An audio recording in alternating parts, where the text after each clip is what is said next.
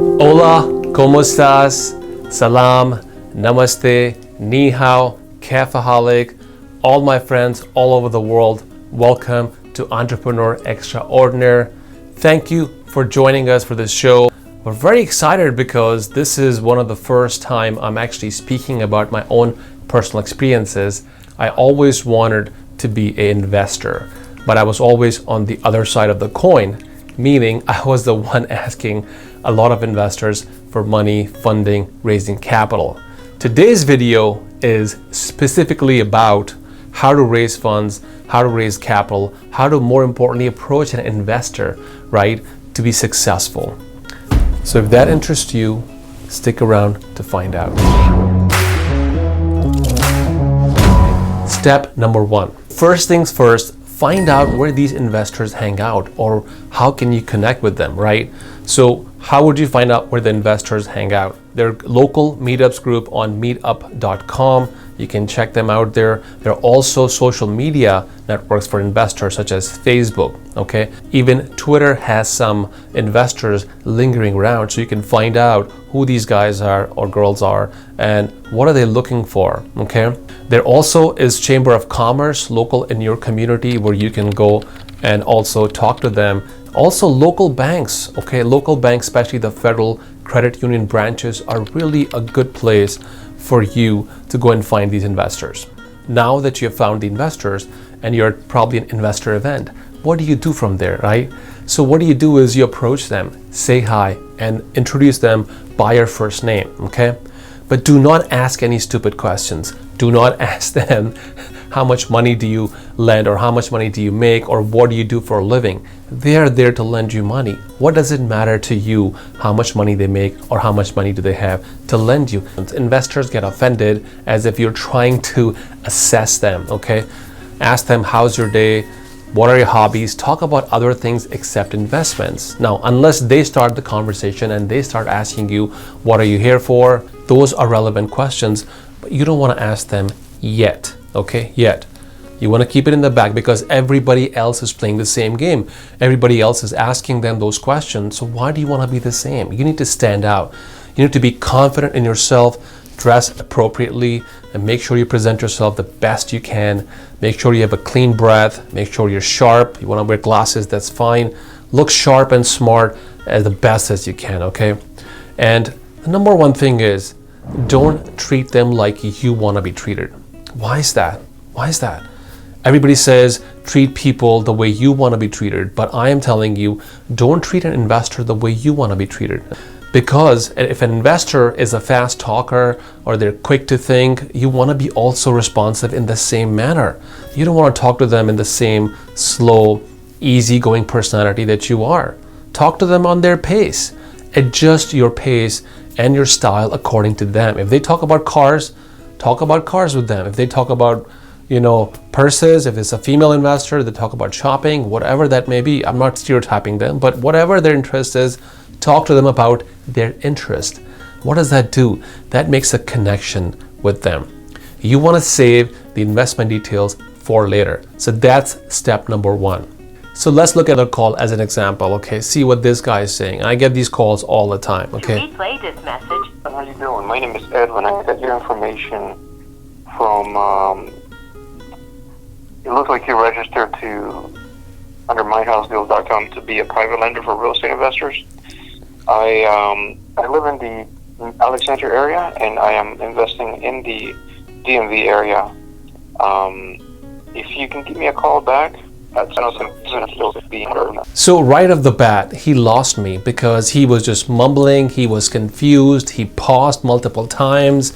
I know this guy made this call not to me but to hundreds of other people, and he or she, he in this case, was not organized. You should have your script ready. You should sound flawless. You should sound confident. What do I care where does he live? I don't care where he lives.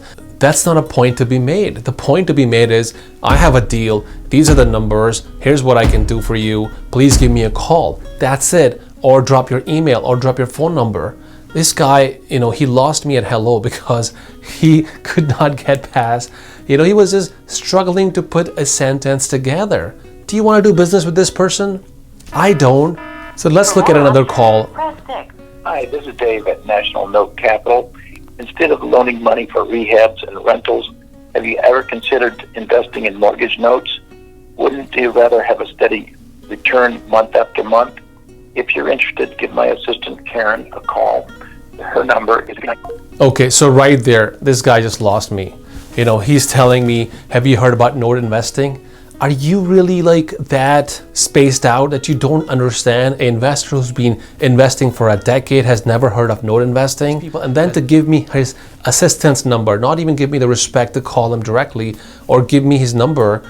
I mean, I'm not gonna call this guy. So this is an example of something you don't wanna do. You know, you wanna introduce yourself with your first name. You wanna say, who am I? What do I do? I have some deals in the following area. I can give you this kind of ARV.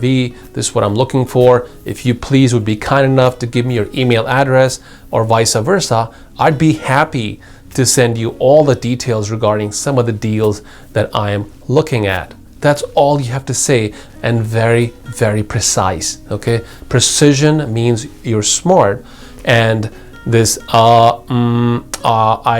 live in Alexandria, that just sounds like you haven't even practiced or thought about investing, let alone talk to an investor. You're rejected. Investors are very smart people. They can tell in a second if you know what you're talking about and if you're serious about this. So please keep that in mind. Okay, so let's look at some emails. I'm gonna put them on the board here so you can see some of the emails that I received, again, asking for money. These are the kind of emails you don't wanna compose, okay? And I will tell you what to put in the email, but let's look at what people are asking for and how they're asking for. This email says, from Mr. Victor Ingram, looking for investor for down payment on multifamily, return 10%. Okay, big deal. I can make more than that. Monthly cash flow 40% profit when property sold. Like, who are you? Like, why are you sending me these deals? I don't even know what kind of like investment is this. What is the ARV? What is the repairing cost? There's no details in this. So I ask him in that email that you're seeing online, please send more details than just one-liners. Wow. This is that template email that this person has sent to everybody else.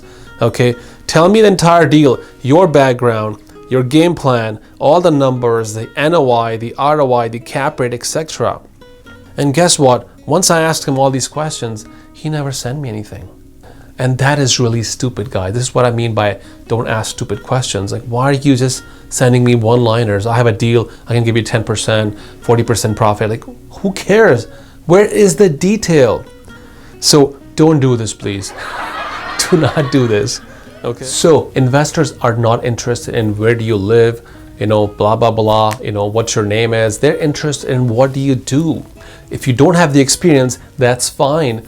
Tell us how much you know, how much knowledge do you have. You know, you may want to go introduce yourself and say, you know what, my name is Brian, you know, I'm a graduate of XYZ college and I've been doing finance and consulting.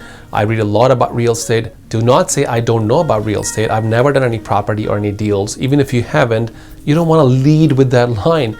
You want to tell them who I am, what do I do, build some repertoire with them, build some credentials with them, okay? If you have a card, give them a business card. Again, in the first meeting, don't start talking about properties, how much money you have. I can give you 10%, 40%. Investors don't care how much money you can make me. I already have the money.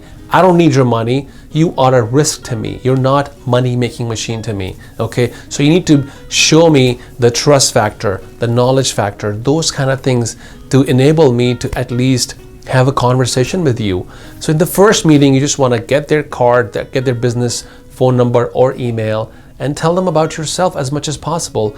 Just build a reputation, and that will go a long way for you and for them to understand this guy is not desperate. Even if you have no deals, you don't need to sound desperate that I need to have this guy's number. I need to have this guy's, you know, what does he do? How much money he makes? I need to sell him something. And also, don't try to impress the investors, okay? They don't care. They're not impressed by you because guess what? They make more money than you. So don't try to impress them. Just try to take it easy. Don't be socially awkward and just have a conversation. That's all you have to do. And later on, once you get their email and all that, that's when you want to give them the numbers, the figures, this end. So this is the second step. Don't forget that, okay? They're interested in your knowledge and who you are as a person so they can trust you. So thank you again. please join our community on LinkedIn, on Facebook, on Instagram, all the platforms, TikTok, and connect with us. DM me on Instagram if you like, and I'd be happy to help you. With that, I want to thank you for your time. Have a great day. I'll see you guys next.